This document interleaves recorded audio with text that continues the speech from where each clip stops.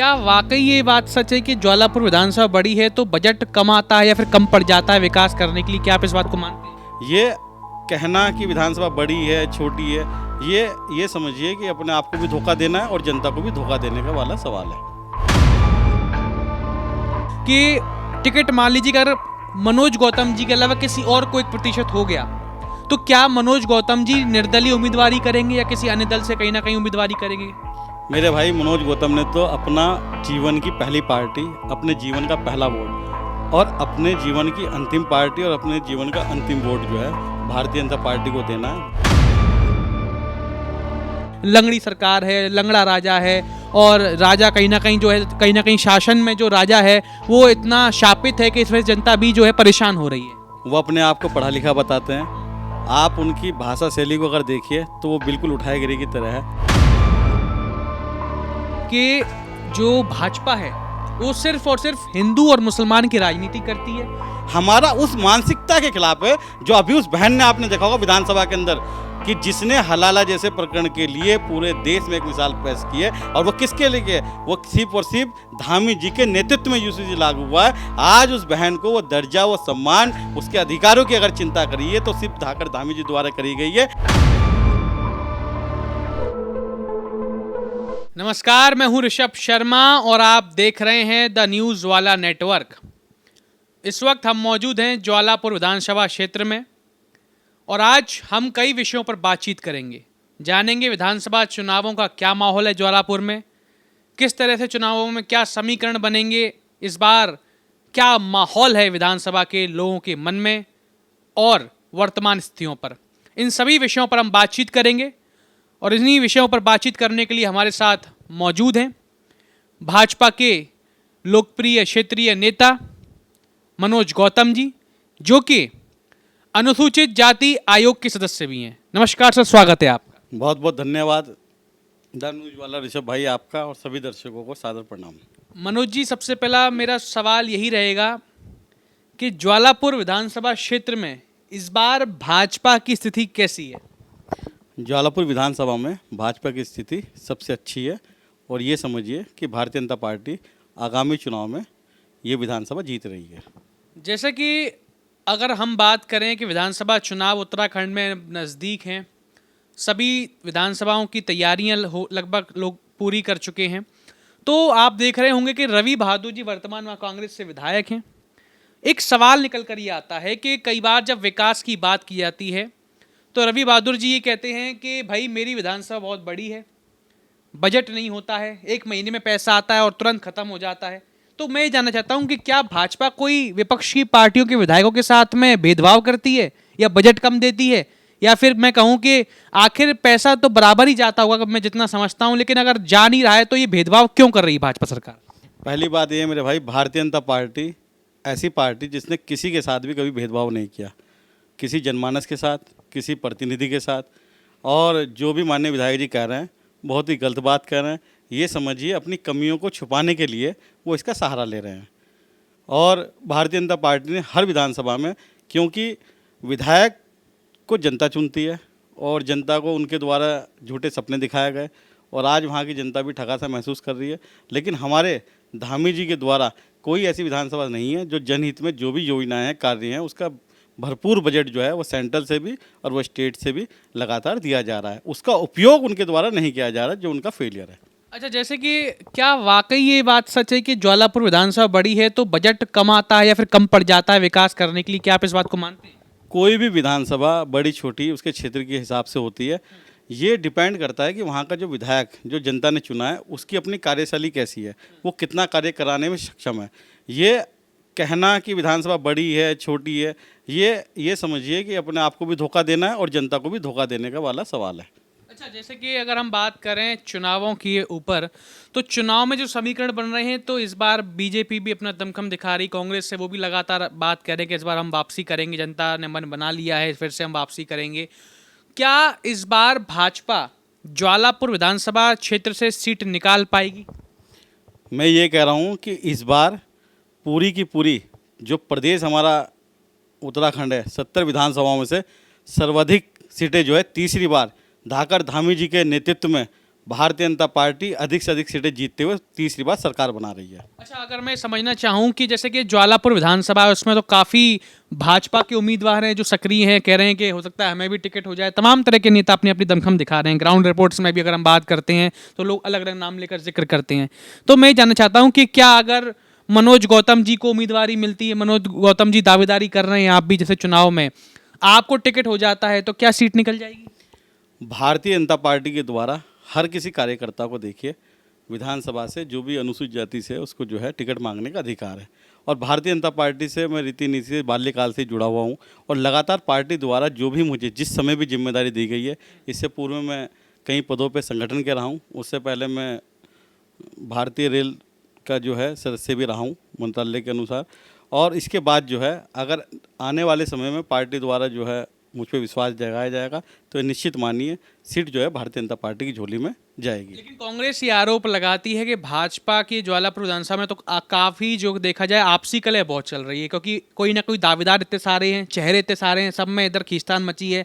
तो कहीं ना कहीं एक दूसरे के वोट काटने का या फिर कहीं ना कहीं जो एक आपसी खींचतान है वो दिखाई देती है। अगर मैं बात करूं कि टिकट मान लीजिए अगर मनोज गौतम जी के अलावा किसी और को 1% हो गया तो क्या मनोज गौतम जी निर्दलीय उम्मीदवारी करेंगे या किसी अन्य दल से कहीं ना कहीं उम्मीदवारी करेंगे?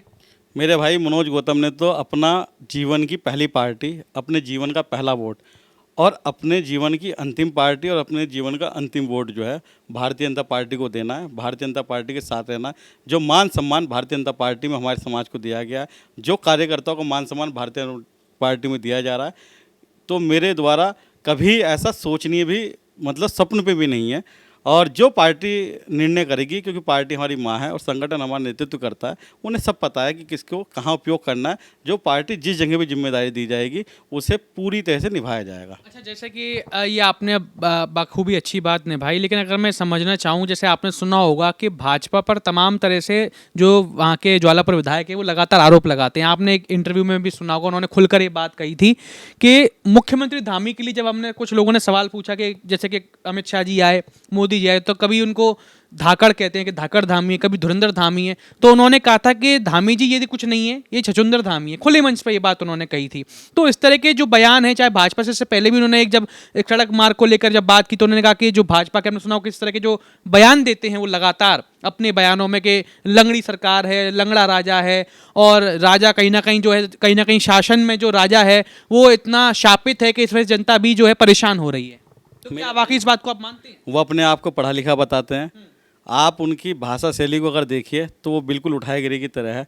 एक सम्मानित पद पे होने के बाद आपको अपनी भाषा शैली का चयन करना चाहिए, क्योंकि आपको देखते हुए समाज देख रहा है। समाज ने आपको आप पे विश्वास दिखाया है और आपको जो है जिताया था। और जिनकी बात वो कर रहे हैं धाकड़ धामी जी की, धुंधे धामी जी की, उनके द्वारा इस स्टेट को, उत्तराखंड जो है भारत के अंदर जो है पहले स्थान पर है। उसकी जितने भी धाकड़ धामी जी द्वारा निर्णय लिए गए हैं वो पूरे सराहनीय हैं। और आप अभी हाल फिलहाल में देखे हो जैसे यूसीसी का मामला था, वो पूरे भारत में एक मॉडल के रूप में उत्तराखंड जो है स्थापित हुआ। और अभी हमारी विधानसभा में हमारी बहन के साथ देखिए कितना बड़ा वो हलाला को लेके एक प्रकरण हुआ है जो पूरे देश में छाया हुआ है। और ये अगर कोई देन है तो ये धाकड़ धामी है, इसीलिए वो धाकड़ धामी है, इसीलिए वो धुंधर धामी है। अच्छा, जैसे कि वो ये बात भी कहीं ना कहीं कहते हैं कांग्रेस वाले कि जो भाजपा है वो सिर्फ और सिर्फ हिंदू और मुसलमान की राजनीति करती है। क्योंकि अगर हम बात करें, आपने देखा होगा कि जो धामी जी जो हैं कहीं ना कहीं जो आपने सुना होगा कि ये जो विचारधारा की बात करते हैं कि भाई अब जितने भी बाहर से तत्व आए हैं, जो कम्युनिटी है, अतिक्रमण हटाने की बात करते हैं। क्यों उन्हें सिर्फ एक ही कम्युनिटी का अतिक्रमण दिखता है? क्या उन्हें जितनी भी अतिक्रमण की कार्रवाई करनी है वो सिर्फ एक कम्युनिटी की क्यों दिखती है? और उनकी भाषा में भी कई बार वो कहते हैं कि जो शरीय कानून नहीं चलेगा, या तमाम तरह की जो बातें करते हैं। तो वो कहते हैं कांग्रेस जो है कहीं ना कहीं पार्टी जो है वो ये लगातार आरोप कहती है कि भाजपा के सरकार सिर्फ और सिर्फ दूसरे पक्ष का विरोध करती है, सिर्फ और सिर्फ मुसलमानों को दबाने की बात करती है। ये बहुत ही जो है अपने आप को एक तरह से ढकने का तरीका है कि जब आप कहीं फेल हो जाते हैं, आपके कुछ नहीं बचता, तो आप दूसरे पे आरोप लगाने शुरू कर देते हैं। आप भारतीय जनता पार्टी के, मैं सेंटर की बात से शुरू करता हूं। आप बताइए कि वहाँ से जितनी भी योजनाएं चल रही हैं, कोरोना काल में गरीबों को राशन बंटा है, आप एक हिंदू मुस्लिम को बताइए ना जो मुस्लिम है उसे नहीं मिला है। आप स्टेट में आ जाइए, यहाँ पे आयुष्मान की योजना चल रही है, यहाँ पर अनेकों प्रकार की योजनाएं चल रही है। कोई एक योजना मेरा भाई विधायक जी बता दें, कोई अन्य व्यक्ति बता दें, आप ही स्वयं बता दें कि वो हिंदू को उसका लाभ मिला है, मुसलमान को उसका लाभ नहीं मिला है। रही बात जिहाद की, वो अपनी जगह बिल्कुल सही है। जो लैंड जिहाद है, थूक जिहाद है मेरे भाई, वो आपको भी पसंद नहीं आएगा। ये एक मानसिकता है, ये एक क्रूरता है, ये कुछ लोगों की सोची समझी साजिश के तहत है, जो जिसका आरोप हमें लगाते हैं, जबकि आपको खुद समझना चाहिए। मैं हमेशा कहता हूं कि जो एक सनातन धर्म है वो हमेशा पूरी दुनिया के अंदर ऐसा धर्म है जिसने कभी भी जो है तलवार की नोक पे किसी को धर्म स्वीकार करने के लिए बाध्य नहीं किया। अगर किसी ने ये सब किया है तो जिनकी मानसिकता ऐसी रही है। रही बात सनातनी की, मुस्लिम की, तो आप देखिए ना, हमारे यहाँ अगर अब्दुल कलाम जी को राष्ट्रपति के लिए चयनित करने वाले तो भारतीय जनता पार्टी मेरे भाई। हमारा अगर मुसलमानों के खिलाफ ऐसा होता तो हमारा उस मानसिकता के खिलाफ है जो अभी उस बहन ने, आपने देखा होगा विधानसभा के अंदर, कि जिसने हलाला जैसे प्रकरण के लिए पूरे देश में एक मिसाल पेश की है। और वो किसके लिए? वो सिर्फ और सिर्फ धामी जी के नेतृत्व में यूसीसी लागू हुआ है। आज उस बहन को वो दर्जा, वो सम्मान, उसके अधिकारों की अगर चिंता करी है तो सिर्फ धाकर धामी जी द्वारा करी गई है। और यही समानता का भाव हम सब में चाहते हैं। जो देश हित के लिए है, जो जनहित के लिए, जिसे देश से प्यार है, वो हमेशा स्वतंत्र है। ये आरोप लगाना बिल्कुल बेबुनियादी है कि हमने किसी के लिए तुष्टिकरण किया है। जिनकी सोच खराब है, जिनकी मानसिकता खराब है, वही लोग ऐसा करते हैं। हम सिर्फ और सिर्फ विकास की बात करते हैं, हम समानता की बात करते हैं, चाहे वो दलित हो, चाहे वो ओबीसी हो, चाहे वो पिछड़ा हो, चाहे वो किसी भी वर्ग का हो। जो देश हित में है, जो जनहित में है, जिसे देश से प्यार है, वो हमारे साथ है और हम उसके साथ हैं। लेकिन बसपा के विधायक थे शहजाद जी, उन्होंने तो विधानसभा सत्र में भी खुले मन से ये बात कही थी कि जो भाजपा सरकार है, धामी सरकार है, वो सिर्फ मुसलमानों को आगे बढ़ने देना चाहती नहीं, उनका डेवलपमेंट ही नहीं चाहती। तत्काल प्रभाव से उन्हीं पर इसलिए ऐसे कामों में उलझा देती है और जिस तरह से जो माहौल क्रिएट कर देती है जिससे मुसलमान कभी पढ़ लिख कर आगे बढ़ ही ना पाए। खुले मन से विधानसभा में उन्होंने अपनी बात रखी थी। इसके अलावा कांग्रेस भी लगातार ये बात कहती कि धामी जी हर वक्त अपने भाषण में हर चीज़ में क्यों मुल्लावादी विचारधारा की बात करते हैं, कभी जिहाद की बात करते हैं, और भी विषय, शिक्षा है, और भी चीज़ें हैं जो जरूरी हैं, उनकी बात नहीं करते, सिर्फ एक कम्युनिटी को टारगेट करने की बात करते रहते हैं। माननीय विधायक जी द्वारा जो कहा गया है, आप ये बताइए ना कि उनकी विधानसभा में क्या राज्य सरकार की तरफ से कोई रोक लगी है, कोई फंड रुका है, कोई योजना ऐसी है जो उनकी विधानसभा में नहीं है? और रही बात मुस्लिमों को टारगेट करने की, ये सब जो है कांग्रेस से पूछे ना, जिन्होंने उन्हें पढ़ने नहीं दिया, जिन्हें समझने नहीं दिया।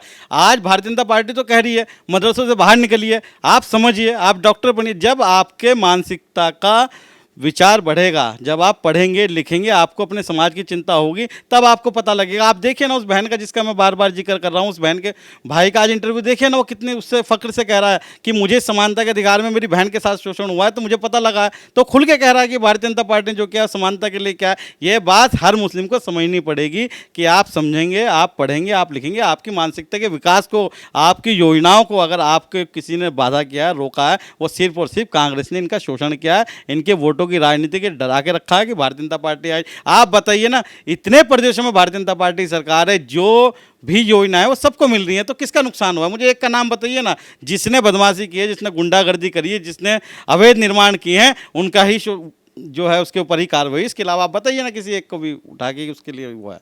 अच्छा, अगर मैं ये समझूं कि कांग्रेस ये बात लगातार कह रही कि 27 विधानसभा चुनाव में इस बार वो पूरी तरीके से श्योर हैं कि 27 में उनकी सरकार आ रही है, पर मेरा सवाल ये कि आप देखेंगे जो फूट पड़ी है कांग्रेस में, वरिष्ठ नेतृत्व आप देखेंगे कि इधर उधर हो रहा है। जैसे कि हरक सिंह रावत हैं, खुले मंच से टिप्पणी करते हैं हरीश रावत जी पर, हरीश रावत जी खुले मंच से टिप्पणी हरक सिंह पर कर रहे हैं कि मेरी पार्टी के लोग हैं, मुझे बताएंगे क्या करना है क्या नहीं करना। आपने देखा जो माहौल क्रिएट हो रहा है, तो आखिर इस बात से कैसे कांग्रेस सरकार वापसी करेगी, सवाल ये भी बनता है। भैया ये कांग्रेस अपने परिवार का उनका मामला है, वो जाने, इसका जवाब वही बेहतर दे सकते हैं। और उनके यहाँ सबको पता है, कोई आया आराम है, कोई गया आराम है, उनकी खुद की अभी जवान नहीं, कल के उनके वक्तव्य अलग हैं, आज के अलग हैं।